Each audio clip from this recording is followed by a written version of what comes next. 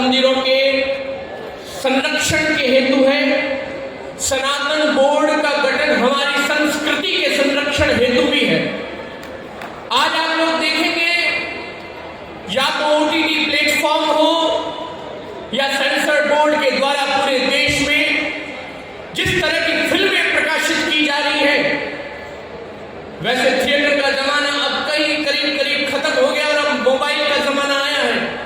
और आप सभी देख सकते हैं कि मोबाइल में ओटीटी प्लेटफॉर्म के माध्यम से आज भी सनातनीय परंपरा, हिंदू संस्कृति को कितना छोटा और कितना हल्का दिखाया जाता है।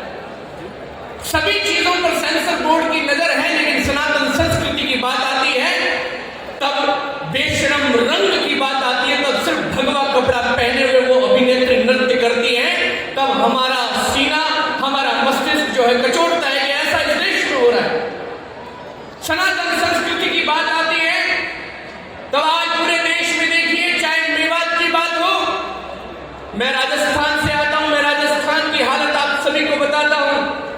अभी हाल ही में उदयपुर के अंदर देवराज एक 16 साल के बालक को, एक 16 वर्षीय बालक को, उसी के साथ पढ़ने वाला एक विधर्मी बालक, आपस में झड़प हुई, बातचीत में खींचातान हुई, जो सामान्य तौर पर सभी के विद्यालयों में हमारे बच्चों के बीच में ऊंच नीच हो जाती है।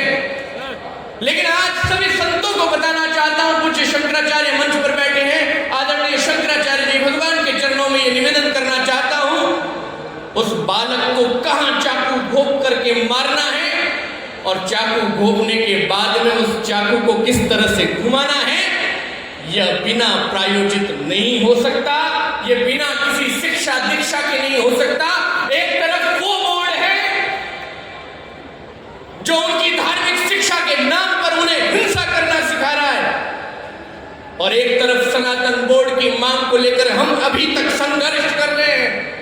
आज भी खुल करके इस देश में हमारी गुरुकुल की विद्या शिक्षा परंपरा को जन जन तक पहुंचाने का कार्य करने में हमें किसी प्रकार की सरकारी मदद नहीं मिल रही। इसी राजस्थान के अंदर, उदयपुर के अंदर, जब कन्हैयालाल की गर्दन काट करके हत्या की गई थी, तब वो सामान्य गर्दन काट करके नहीं मारा गया। जिस तरह से एक बकरे को ये लोग हलाल करके खाते हैं, वैसे ही उसकी गर्दन को छुरे से धीरे धीरे धीरे काट करके हलाल किया गया। ये बात राजस्थान, मेवात और केरल और भारत के अधिकांश जितने क्षेत्र उसी की नहीं है।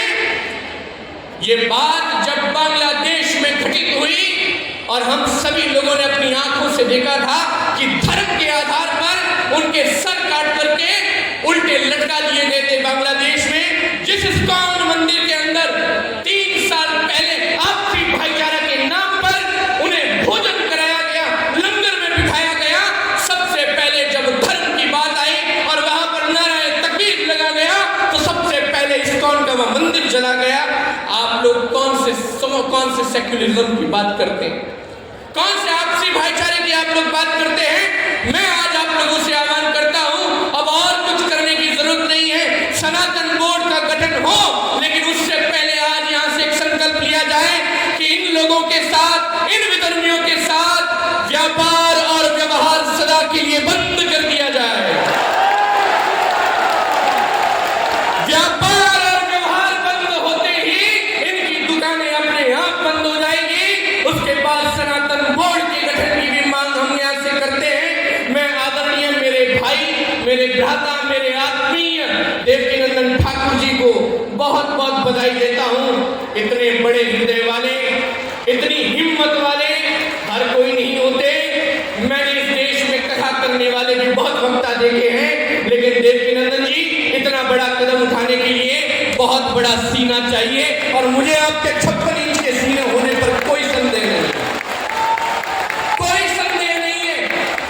मैं आज बड़े गर्व के साथ कह सकता हूं, इस सनातनीय हमारे ब्राह्मण देव ने वृंदावन की उस छोटी सी गली से निकल करके, मथुरा के उस चौबारे से निकल के, अपने आप को पंडित देवकीनंदन कहलाने वाले हमारे आत्मीय देवकीनंदन जी ने जो कार्य किया है, वो बड़े बड़े ऋषि मुनि नहीं कर पाए।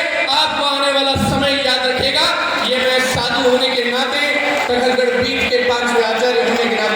आशीर्वाद भी देते हैं। बहुत बहुत प्रणाम।